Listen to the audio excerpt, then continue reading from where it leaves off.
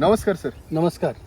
Sir आपण आता तुमच्या ह्या गावाच्या शेतात आहे, बरोबर आहे? हो हो तर तुम्ही गेल्या 3 ते 4 वर्षापासून एससीटी वैदिक वापरताय, हो सर. 4-5 वर्ष झाली. 4-5 वर्ष हो, झाले. हो. तर तुमचा थोडक्यात परिचय द्या, तुमचं नाव, गाव, पत्ता. माझं नाव दगडू खंडू गायकवाड. बर. मुक्काम पोस्ट सांगवी, तालुका शिरपूर, जिल्हा धुळे.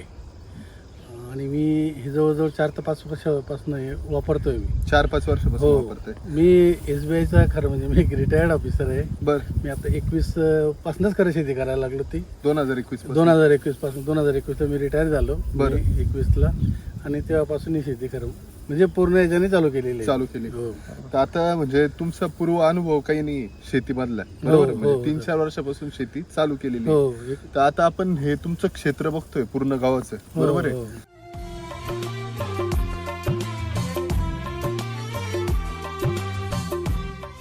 ओंब्या वगैरे बघितल्या आणि गावाचा जर उतार पाहिला हो. तर कुठंच असं खाली म्हणजे काही ठिकाणी बसलेला, काही ठिकाणी चांगली वाढ झालेली असं कुठंच दिसत नाही, एक सारखी वाढ आहे. हो हो. तर तुम्ही एससीटी वैदिक वापरताय आणि गेले 4 वर्षापासून वापरताय, हो, म्हणजे हो. बँक सोडली आणि शेती क्षेत्रात आले तर डायरेक्ट एससीटी वैदिकच्याच सोबत काम हो. चालू केलं, हो हो. बरोबर आहे? हो हो.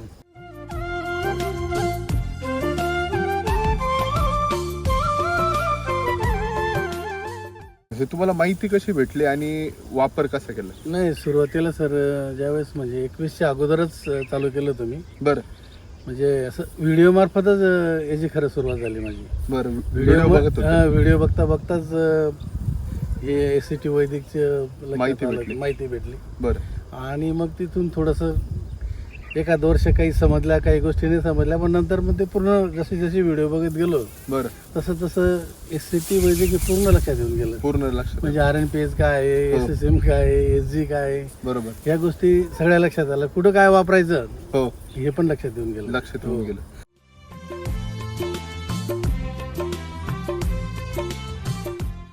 हा तुमचा गहू बघतोय, बरोबर आहे? हो. हे क्षेत्र किती हो? हे 3 एकर आहे सर. 3 एकर क्षेत्र हो, आहे. 3 एकर. आणि याच्यामध्ये ही व्हरायटी कोणची लागवड ही केलेली? पॅसिफिका 9294 आहे सर. पॅसिफिका 9294, हो हो बरोबर? हो. तर एकंदरीत लागवड कधीची? तरी सर साधारणतः नोव्हेंबर 15ची आहे सर. नोव्हेंबर 15. हो, त्याच्या अगोदरच झालेले आहेत. म्हणजे 10-12 नोव्हेंबरला झालेले आहेत. म्हणजे साधारणतः आता 3 महिने झाले हो, आपले. 3 महिने झाले. बरोबर, हो. कम्प्लीट 3 महिने झालेले हो आहे. हो आणि आता आपण जर बघितलं, समजा ओंब्या वगैरे बघितल्या, हो. तर एकंदरीत काय वाटतं? म्हणजे साईज म्हणा किंवा ओंब्यांची क्वालिटी म्हणा, हे सर असं सगळं असं एक समान दिसतंय ते. एक समान. म्हणजे हो, म्हणजे असं बुवा कुठं हिरवा आहे, कुठं म्हणजे सुकलेला व्यवस्थित बरोबर. असं नाही वाटत सर. बरोबर. सगळीकडे जर फिरलात ना तुम्ही तर पूर्ण बुवा एक सारखं वाटतं. म्हणजे एक सारखं ओंबी पण चांगली आहे त्याची. बरोबर. जवळजवळ 7 एक बोट येईल ती. जवळ आपण मोजलंय ना ती 7 बोट पर्यंत अशी काय त्याची ओंबी येईल. 7 बोटांपर्यंत हो ओंबी. हो हो. हे बघा सर. ही 4 आणि 2 सहा- 6-7 बोटांपर्यंत आहे. बोटांपर्यंत आहे.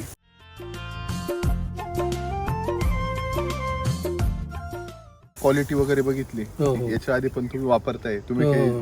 नवे शेतकरी नाही, नाही जुने सर. शेतकरी. हो हो तर गेल्या वेगवेगळ्या पिकांना वापरलेलं आहे सर तुम्ही. हो. म्हणजे तुम्ही आता बोलता बोलले की हो तुम्ही हो हो. आपण शेवग्याला वापरलेलं आहे, शेवग्याला वापरलं. त्याच्यानंतर पपईला वापरलेलं आहे. पपई, टरबूज केला होता सर मी या बरं. ठिकाणी. हा, हा.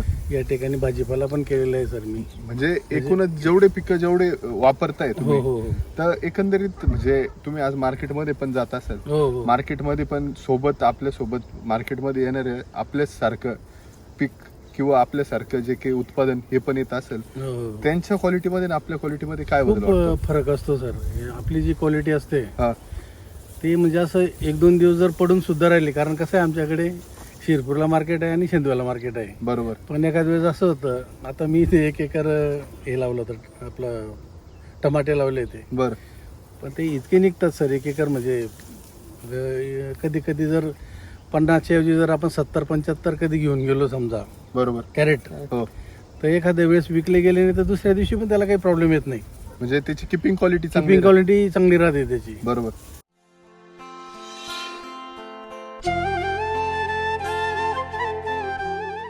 जो काही आपण म्हणतो आता, तुम्ही गहू पहिलंच पीक आहे का याच्या आधी पण केलं होतं? नाही, गहू पहिलंच केलं सर मी. पहिलंच केलं. हो. बरं. आता जे की आज आपण गहू बघतोय, आता शेजारी पण गहू आहे, येताना हा जो काही भाग आहे इथून एमपी बॉर्डर अक्षरशः म्हणजे 10 किलोमीटर अंतरावर आहे, 15 बरोबर. किलोमीटर. हा म्हणजे 15-1 किलोमीटर अंतरावर आहे. आणि जर बघितलं तर हा पूर्ण आपण म्हणतो जो काही गव्हाचा बेल्ट येतो थोडक्यात, बरोबर. जिकडे तिकडे बघितलं तर गहू.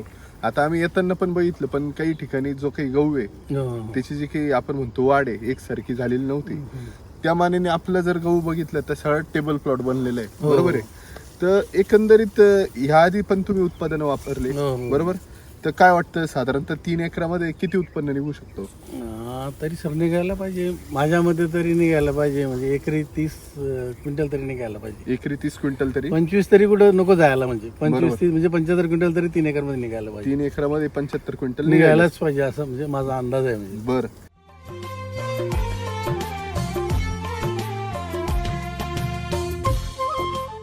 जे काही पीक बघतोय याच्यासाठी काय नियोजन केलं होतं? नाही, याच्यासाठी आहे ना सर, मी सुरुवातीपासूनच RNPH, बरं, SSM, भूमी गोल्ड, कृषी अमृत, बरोबर, हे सगळं याच्यात टाकलेलं आहे. आणि सर काय झालं, ते सुरुवातीला टाकताना काही समजा आता SSM घेताना काही आता 2-2 एक टाकायला पाहिजे, बरोबर. मग आता काही 2-2 मिळाल्या, काही समजा मधलं मिळालं नाही, बरोबर. असं जे मिळालं ते सगळे एकत्र करून, बरोबर, आणि त्याच्यामध्ये 6 गोण्या याच्या मिक्स केल्या त्या कृषी अमृतच्या, आणि 1.5 किलो असं म्हणजे एकूण 12 किलोच त्याचं पण तयार केलं होतं. आणि बाकी SSM वगैरे. कृषी अमृत किती वापरले एकरी सर? ती आपलं 10 थैल्यांना 3 kilo. 10 थैल्यांना 3 kilo, 10-12 थैल्यांना 3 kilo. RNPH RNPH 1.5 kilo ना. हो. आणि कृषी अमृतच्या 12 झाल्या. 12 थैले प्रति एकर? हो, प्रति एकर. बरं, म्हणजे 12 किलो ते आणि हे 1.5 किलो, हो, बरोबर. आणि SSM 2-2-1 2-2-1 वापरले. आणि HG वापरली? HG एकच वापरली सर. एकच वापरली. इकडे एक, हे 2 भाग आहेत सर. बरं. ते जे लिंब आहे ना, तिथून ते वेगळा तुकडा पडतो, इकडे वेगळा येतो. बरं. तर मग म्हणजे 1.5 एकरच्या हिशोबानेच आम्ही टाकतो. इकडे 1.5 एकरचं करायचं, त्या बाजूला 1.5 एकरचं टाकायचं. म्हणजे एकंदरीत जो काही बेसल डोस आहे, बरोबर, तर ते पूर्ण ताकदीने जसं लावता आला तसं आपण लावलेलं आहे. आणि तुम्ही बोलता बोलता बोलले एक वाक्य की मी आतापर्यंत 12 ते 15 ड्रम सोईल एवढ्या क्षेत्राला वापरलेलं, बरोबर आहे. हो. म्हणजे आपल्याला यावरून कळून येतं का जो सेंद्रिय कर्ब आपण म्हणतो, जे राम सर ओढून सांगताय का तुमच्या मातीमधलं सेंद्रिय कर्ब हेच तुमचं पिकांचं खरं पोषण आहे, बरोबर आहे. बरोबर. आणि आपण जे काही डिपॉझिट करतो आज बँकेमध्ये, तुम्ही होता म्हणून, आपण जे बँकेमध्ये साठवणूक करतो त्याच्यावरच आपल्याला क्रेडिट भेटतं किंवा त्याच्यावरच आपल्याला व्याज भेटतं. तसं तुम्ही सेंद्रिय कर्ब जो आहे तो मातीमध्ये टाकून ठेवला आणि त्याचं जे काही तुम्हाला इंटरेस्ट आहे किंवा जो काही व्याज आहे हे पिकाच्या मधून भेटतंय, बरोबर आहे.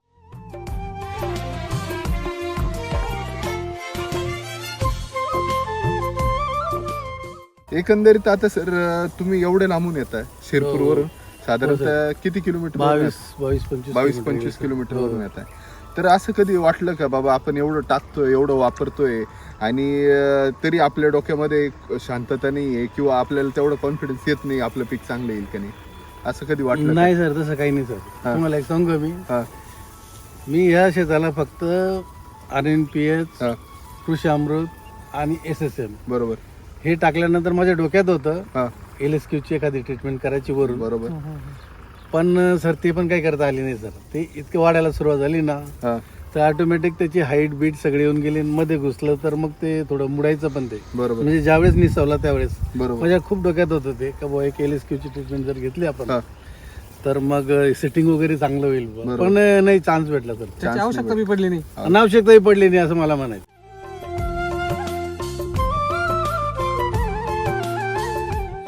जे लोक रासायनिक वापरतात, बरोबर, आज तुम्ही बँक सोडून जेव्हा कृषी क्षेत्रात आले तेव्हा पण तुम्हाला असं वाटलं नाही का बाबा रासायनिकचा वापर करावा?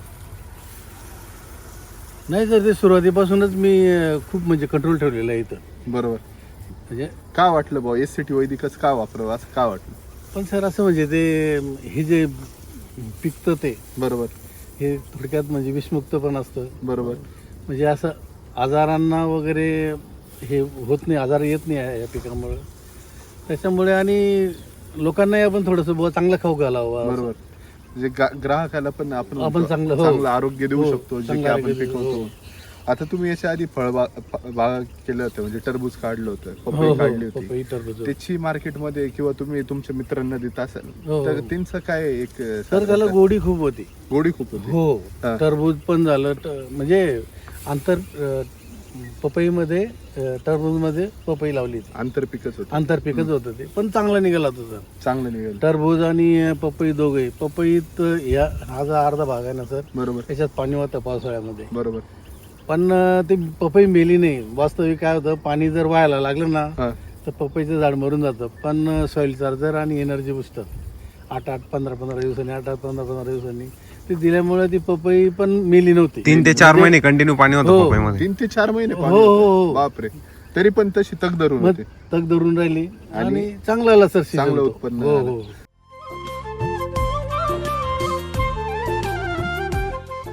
एकंदरीत आता सर तुमचे जर काही अनुभव ऐकले तर तुम्ही प्रत्येक पिकामध्ये चांगले अनुभव घेतले हो, हो. आणि आज समजा 3-4 वर्षापासून वापरताय. हो, आता हो. भरपूर शेतकरी आहे का ते आमचं 1-2 वर्ष वापरतात आणि त्यांना मध्येच दुर्बुद्धी सुचते आणि ते हो. परत नवीन काहीतरी चालू करताय, हो. परत अधोगतीच्या मार्गाला लागतात. हो, हो. तर तुम्हाला याच्या माग आपण म्हणतो ना एकच SCT वैदिकच धरून ठेवण्यामागचं काय असं धोरण काय नाही? नाही सर, तसे अनुभव पण आले ना. अनुभव आले. अनुभव पण आले. एकदम हे रोगाला बळी नाही पडत हे पीक. बरोबर. आणि मी भाजीपाला पण केला होता सर या ठिकाणी. हा. विशेष म्हणजे तुम्हाला सांगतो, या पट्टीमध्ये मी 1.5 एकरमध्ये टमाटा लावला होता जून महिन्यामध्ये, आपलं फेब्रुवारी महिन्यामध्ये. सर कमीत कमी 2000 ते 2100 कॅरेट निघाली होतं. बापरे. हो, ह्या लिंबाच्या झाडापासून एवढ्या ह्याच्यातच. 1-1.5 एकरामध्ये. हो, 1.25 एकर येईल ते. 1.25 एकर मध्ये 2100 कॅरेट. हो, पण सर भावाच्या बाबतीत ते काही म्हणजे आपलं बॅड लॅक होतं. 100-150 रुपयांनीच म्हणजे गेलं. आपण क्वालिटी पिकवली, मार्केट पाहिजे तसं भेटलं हो, असतं हो. तर अजून उत्पन्न वाढलं असतं. हो, इथं शहाद्याला पाठवायचो. बरं. 100-125, 100-125 हम्म. दिवसाआड, 1-2 दिवसाआड असं. बाबा. पण माझी जमीन मात्र, सुपीक झाली. हो, जमिनीला पोषण चांगलं आता मिळालं. आपण जेव्हा चालत होतो सर, म्हणजे हो. जसं पावाची लादी फुगते हो हो तशी आपली जमीन एकदम भुसभुशीत लागते नाही हो का? हो.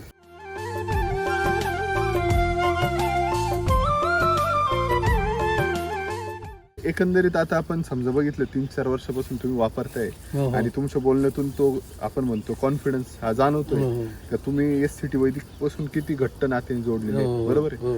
तर हा तुमचा काही खानदेश भाग आहे. हो, बरोबर. हो. खरं तर हा नाशिक जिल्ह्यापासून जवळ आहे, हो, हो. पश्चिम महाराष्ट्रापासून जवळ आहे. हो, हो. पण हा कृषी क्षेत्रामध्ये थोडा मागं पडलेला हो, मागं आहे. दुष्काळी जिल्ह्यांप्रमाणे आज पाणी जरी म्हणजे भरपूर डॅम झाले हो, हो, हो. पण शेतकरी अजून पण तेवढं डेव्हलप नाही, तेवढा प्रगल्भ होत नाही. हो, हो. काय सांगाल त्या खानदेशच्या शेतकऱ्यांना काही SCT वैदिक खरंच म्हणजे तारणहार आहे का आपण जर वापरलं जमिनीमध्ये तर नक्की आपल्याला योग्य नफा किंवा योग्य उत्पन्न भेटू शकतं का? सर SCT वैदिकचा जो आपण वापर करतो ना, ते शेतीसाठी खरोखरच अत्यंत उपयुक्त आहे ते. पण काय होतंय सर, हे जे काही शेतकरी काय असतात, एक वेळेस वापरून बघतात बरोबर. आणि काही जर रिझल्ट मिळाला नाही तर ते सोडून देतात. त्याला थोडंसं जरा सातत्य पाहिजे सर. सातत्य पाहिजे. कंटिन्युटी जर ठेवली ना व्यवस्थित तर जमिनीचा पोत बी सुधारतो. प्रत्येक पीक चांगलं येतं सर. प्रत्येक पीक चांगलं येतं. हो म्हणजे आज आपल्याला तो अनुभव तुमच्या हो. शेतामध्ये मिळालेला आहे. हो हो.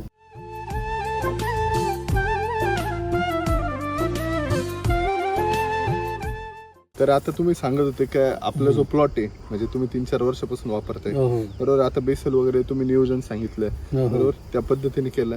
तर याला स्प्रे वगैरे काही केलेले आहे का? नाही सर, याला फवारणीला म्हणजे असं चान्स मिळालाच नाही आणि करावं असं काही वाटलं गरजच नाही. वाटली नाही.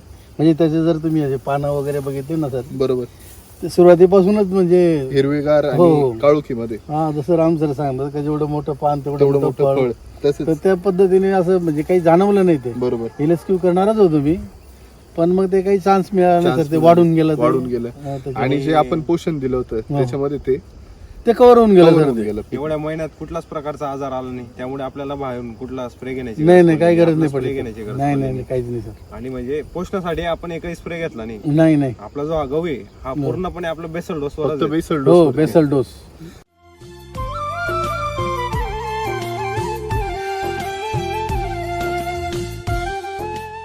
जर खर्चाची जर तुलना केली, हो. मार्केटमध्ये असंख्य लोक औषधं मारताय, हो. बरोबर, असंख्य बेसल डोस रासायनिकचे खत औषधं भरताय, हो. फवारण्या करताय, तरी पाहिजे तसं उत्पन्न आणि क्वालिटी भेटत नाही. नाही भेटत सर. त्या तुलनेमध्ये काय वाटतं, एससीटी वैदिक महाग वाटतं का?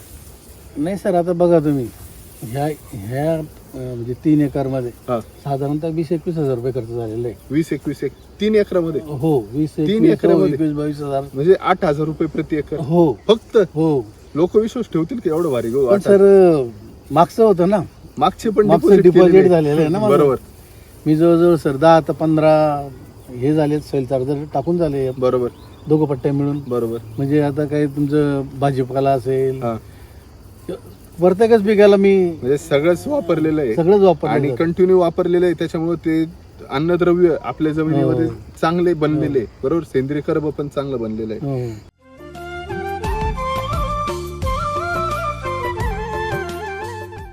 तुमच्या इकडे भरपूर हलकी पिकं केली जातात, बरोबर. कमर्शियल क्रॉप केळी सोडलंय तर बाकी काही कमर्शियल क्रॉप होत नाही, बरोबर आहे. हो.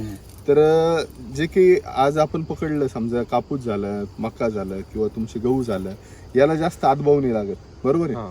तरी पण शेतकऱ्यांची प्रगती व्हायला पाहिजे. आता तंत्रज्ञान विकसित होतंय, बरोबर आहे की हो नाही हो सर? बरोबर. एकेकाळी आपण बैलजोडी वापरत होतो, आता आपण ट्रॅक्टरवर आलो, हो. तर एका दिवसात 3 एकराचं आपण नांगरणी करू शकतो. हो. तर तंत्रज्ञान विकसित झालं तर आपली काय व्हायला पाहिजे, दमछाक कमी व्हायला पाहिजे आणि उत्पन्न वाढायला पाहिजे. तर तसं तुमच्या इकडे होताना दिसतंय का तुम्हाला?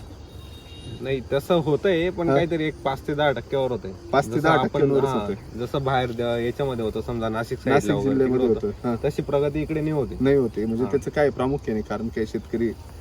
शेतकरी शेतीवर खर्च करतायत, बरोबर, पण तो खर्च कशावर करतात? रासायनिक खत रासायनिक टाकून. खतं, जी शेती करताय ती पूर्णपणे रासायनिक शेती होते, बरोबर आणि रासायनिक शेतीमध्ये तुम्ही खर्च करताय, पण जे उत्पन्न आहे ते दिवसेंदिवस कमी होत जात आहे. बरोबर मग जे शेतकरी त्या शेतीला व्यवसायाच्या दृष्टिकोनाने बघतात ना, बरोबर तर ते त्यांना तसं इनपुट भेटत नाही किंवा बरोबर. आउटपुट Output भेटत नाही भेटत त्याच्यामधनं. त्याच्यामुळे शेती करणं लोक दुर्लक्ष करतायत. बरोबर आणि बघायला गेलं तर आपल्याकडे एससीटी वैदिक मध्ये जर आपण सांगतो ना की बाबा तुम्ही खर्च करा, बरोबर.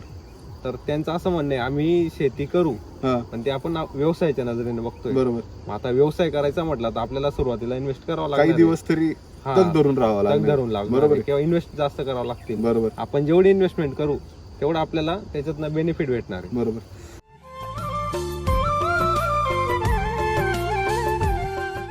तुम्ही त्यांना मार्गदर्शन करताय, बरोबर, हा जो काही भाग आहे, तर काही शेतकऱ्यांना तुमचं मार्गदर्शन हवं असेल तर तुमचं थोडक्यात नाव आणि थोडक्यात परिचय करून द्या. माझं नाव कल्पेश सूर्यवंशी. आपल्या शॉपचं नाव आशीर्वाद ॲग्रो. आपला पत्ता शिरपूरमध्ये आहे. धन्यवाद सर. धन्यवाद.